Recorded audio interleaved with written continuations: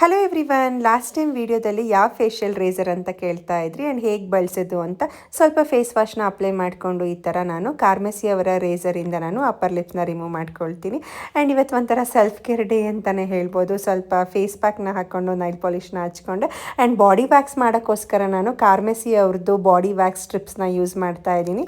ಇದರಲ್ಲಿ 20 ಸ್ಟ್ರಿಪ್ಸ್ ಕೊಟ್ಟಿರ್ತಾರೆ. ಒಂದು ಸ್ಟ್ರಿಪ್ನ ನಾವು ಈ ಥರ ಸ್ಪ್ಲಿಟ್ ಮಾಡಿ ಎರಡೂ ಕಡೆನೂ ಬಳಸ್ಬೋದು.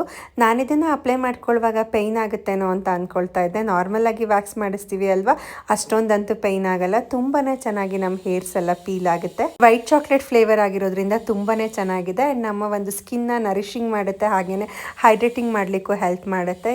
ನಾವು ವ್ಯಾಕ್ಸ್ ಮಾಡ್ಕೊಂಡಾದ್ಮೇಲೆ ಕಾರ್ಮೆಸಿ ಅವರೇ ನಮಗೆ ವೈಪ್ಸ್ನ ಕೂಡ ಕೊಟ್ಟಿರ್ತಾರೆ ನೀಟಾಗಿ ವೈಪ್ ಮಾಡಲಿಕ್ಕೆ.